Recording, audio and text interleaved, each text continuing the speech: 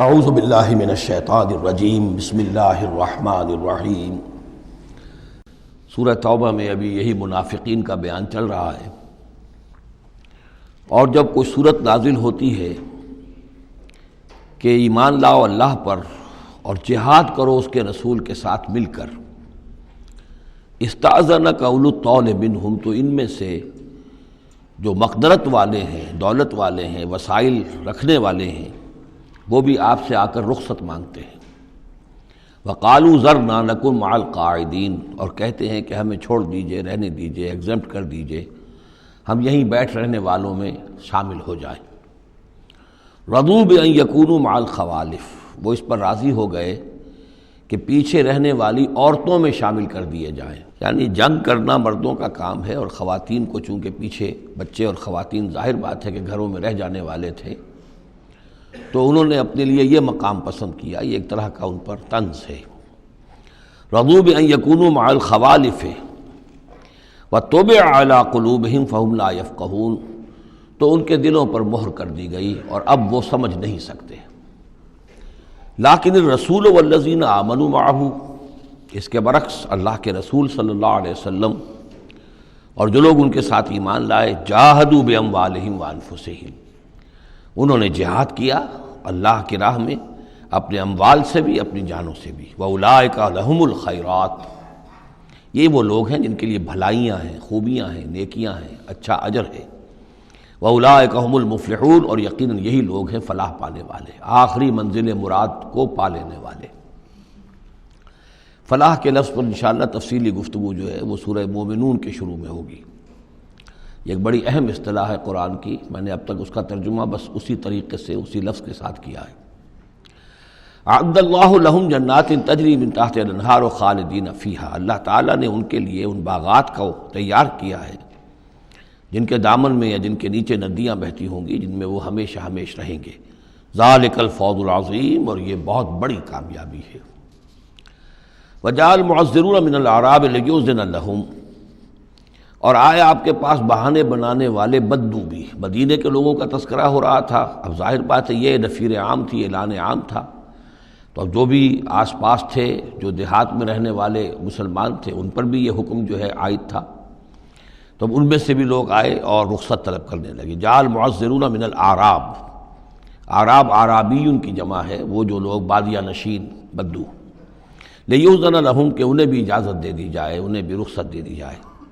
وقعد الذین کذبوا اللہ ورسولہ، اور بیٹھ رہے وہ لوگ جنہوں نے کہ جھوٹ کہا تھا اللہ سے اور اس کے رسول سے، وعدے جو کیے تھے وہ جھوٹ نکلے، یا یہ کہ جو عذر ان کر رہے وہ جھوٹا ہے۔ سیصیب الذین کفروا منہم عذاب علیم، ان قریب ان میں سے جو لوگ کفر پر اڑ جائیں گے، یا جو لوگ فی الواقع کفر کی حد کو پہنچ گئے ہیں، ان کے لیے دردناک عذاب ہے۔ لیس علی الضعفاء، کمزوروں کا معاملہ یہ نہیں ہے، ان پر کوئی ذمہ داری نہیں ہے، کوئی ملامت نہیں ہے، ضعیف ہوں، ولا علی المرضى، نہ ہی بیماروں پر، ولا علی الذین لا یجدون ما ينفقون، نہ ہی ان پر کہ جن کے پاس کچھ خرچ کرنے کے لیے نہیں ہے۔ آخر اتنا لمبا سفر کرنا ہے، تبوک تک جانا ہے، کوئی سواری چاہیے، 4 آدمیوں پر ایک اونٹ ہو، کچھ تو ہو، کہیں تو کچھ نہ کچھ تو ان کو سہارا ملے، ان کے پاس سامان نہیں ہے، پیسہ نہیں ہے۔ لا یجدون ما ينفقون، تو جو لوگ اپنے پاس کوئی اس کی مقدرت نہیں رکھتے اور ساز و سامان نہیں رکھتے، تو ان پر حرج نہیں ہے۔ لیس علی الضعفاء حرج، یہ لیسا کے بعد جو ہے حرج یہاں آیا ہے، ان پر کوئی گناہ نہیں ہے، کوئی الزام نہیں ہے، کوئی ملامت نہیں ہے۔ اذا نصحوا للہ ورسولہ، جب کہ وہ اللہ اور اس کے رسول کے ساتھ مخلص ہوں، دل میں اخلاص ہے، لیکن یہ کہ مجبوری فی الواقع ہے، کوئی ضعیف ہے، بہت بوڑھا ہے، کوئی بیمار ہے، کوئی بالکل یعنی بغیر کسی وسائل کے ہے۔ ما علی المحسنین من سبیل، ایسے جو محسن لوگ ہیں، جو جن کا دین جو ہے وہ یعنی درجہ احسان کو پہنچا ہوا ہو، ان کے لیے کوئی ملامت نہیں، ان کے اوپر کوئی گرفت نہیں۔ واللہ غفور الرحیم، اور اللہ غفور الرحیم ہے۔ ولا علی الذین اذا ما اتوک لتحملہم، اور نہ ہی ان پر کوئی الزام ہے یا ان پر کوئی گناہ ہے کہ جو آئے آپ کے پاس، جب آئے کہ آپ ان کے لیے سواری کا انتظام کر دیں، لتحملہم، قلتا، تو اے نبی آپ نے فرمایا، لا اجد ما احملکم علیہ، نہیں میرے پاس بھی کوئی سواری کا بندوبست نہیں ہے، میں نہیں پاتا کوئی چیز جس پر کہ آپ کو سوار کر سکوں۔ تولوا تو مجبوراً وہ لوٹ گئے، وَأَعْيُنُهُمْ تَفِيضُ مِنَ الدَّمْعِ اور ان کے آنکھوں سے آنسو جاری تھے، حزناً اس حزن کی وجہ سے، اس رنج اور غم کی وجہ سے، اللہ یجدوا ما ينفقون کہ ان کے پاس نہیں ہے جسے وہ خود خرچ کر سکیں اور اپنے لیے کسی سواری کا بندوبست کر سکیں۔ ایک طرف یہ جذبہ ہے، چاہتے ہیں، جانا چاہتے ہیں، لیکن مجبوری ہے، اس مجبوری کی بنا پر بھی اگر وہ رک رہے ہیں تو ان کو صدمہ ہے، افسوس ہے، رو رہے ہیں۔ دوسری طرف وہ ہیں جو اولو طول ہیں، ان کے پاس سب کچھ موجود ہے، وسائل و ذرائع ہیں، لیکن جانے کو تیار نہیں۔ انما السبیل علی الذین یستأذنونک وہم اغنیاء، ملامت اور الزام تو ان لوگوں پر ہے کہ جو آپ سے رخصت مانگتے ہیں جبکہ وہ غنی ہیں، مالدار ہیں۔ رضوا بأن یکونوا مع الخوالف، وہ راضی ہو گئے اس پر کہ وہ پیچھے رہنے والی خواتین ہی کے ساتھ ہو جائیں۔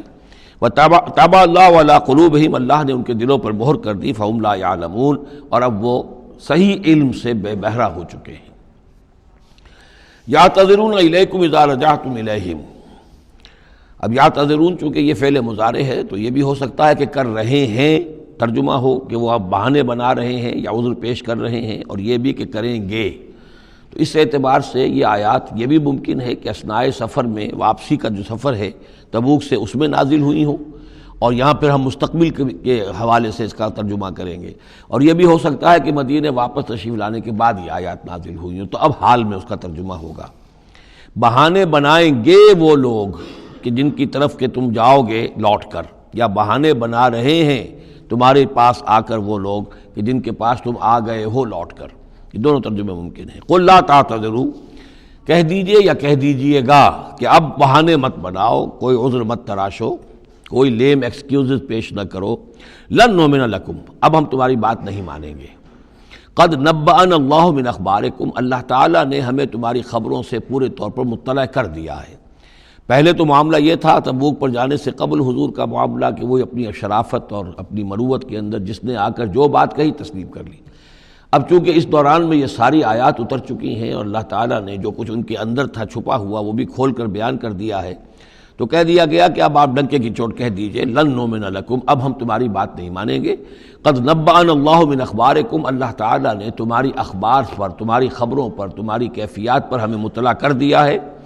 وَسَيَرَ اللَّهُ عَمَلَكُمْ وَرَسُولُهُ، اب عنقریب مستقبل میں اللہ تعالیٰ تمہارے عمل کو دیکھے گا اور اس کا رسول بھی دیکھیں گے صلی اللہ علیہ وسلم، یعنی آئندہ اب تمہارا کیا ایٹیچیوڈ رہتا ہے۔ ثُمَّ تُرَدُّونَ إِلَىٰ عَالِمِ الْغَیْبِ وَالشَّہَادَةِ، پھر تمہیں لوٹا دیا جائے گا اس ہستی کی طرف جو کھلے اور چھپے کی جاننے والی ہے۔ فَيُنَبِّئُكُم بِمَا كُنتُمْ تَعْمَلُونَ، تو پھر وہ تمہیں جتلا دے گا جو کچھ کہ تم کرتے رہے تھے۔ سَيَحْلِفُونَ بِاللَّهِ لَكُمْ إِذَا انقلبتم، یہ یقیناً قسمیں کھا کھا کر، حلف اٹھا کر اللہ کا کہیں گے جب کہ تم ان کی طرف لوٹ جاؤ گے یا آ گئے ہو، الیہم لتعرضوا عنہم، تاکہ آپ اعراض کریں، تاکہ مسلمانوں ان کو چھوڑ دیں، ان سے کوئی باز پرس نہ کریں، انہیں کوئی سزا نہ دیں، اعراض کریں۔ فاعرضوا عنہم، ٹھیک ہے ان سے اعراض کرو، ان سے آپ توجہ جو ہے پھیر لیجئے۔ انہم رجس، یقیناً یہ لوگ ناپاک ہیں۔ ومأواہم جہنم، اور ان کا ٹھکانہ آگ ہے۔ جزاء بما کانوا یکسبون، بدلہ اس کا جو یہ کمائی انہوں نے کی ہے۔ یحلفون لکم لترضوا عنہم، یہ جو قسمیں کھا رہے ہیں مسلمانوں تمہارے پاس آ کر، اس لیے تاکہ تمہیں راضی کر لیں، تم ان سے راضی ہو جاؤ۔ اس لیے کہ ظاہر بات ہے کہ ایک معاشرہ تھا، مدینے میں رہتے تھے، ان کے بھائی بند تھے، ان کے دوست تھے، احباب تھے، اوس اور خزرج کے اندر رشتہ داریاں تھیں، تو اب بالکل آؤٹ کاسٹ ہو جانا معاشرے میں، تو ظاہر بات ہے کہ وہ پھر کوشش کرتے تھے کہ سارے مسلمان ہم سے بدظن نہ ہو جائیں، سب لوگ جو ہیں بدگمان ہو جائیں، تو ہم تو آؤٹ کاسٹ ہو جائیں گے، گویا کہ معاشرے میں اچھوت ہو جائیں گے۔ تو وہ آ کے لوگوں سے ملاقاتیں کر کر کے پھر ان کو بتاتے تھے کہ نہیں، ہمارا تو یہ عذر تھا، یہ مجبوری تھی، ہماری نیتوں پر شک نہ کرو۔ یحلفون لکم لترضوا عنہم، اے مسلمانوں یہ تمہارے سامنے قسمیں کھا کھا کر اپنے خلوص کا جو اطمینان تمہیں کرانا چاہ رہے ہیں وہ اس لیے کہ تم ان سے راضی ہو جاؤ۔ فَإِن تَرْضَوْا عَنْهُمْ فَإِنَّ اللَّهَ لَا يَرْضَىٰ عَنِ الْقَوْمِ الْفَاسِقِينَ، تو اگر تم ان سے راضی ہو بھی گئے تو اللہ تعالیٰ ان نافرمانوں سے راضی ہونے والا نہیں ہے۔ صدق اللہ العظیم۔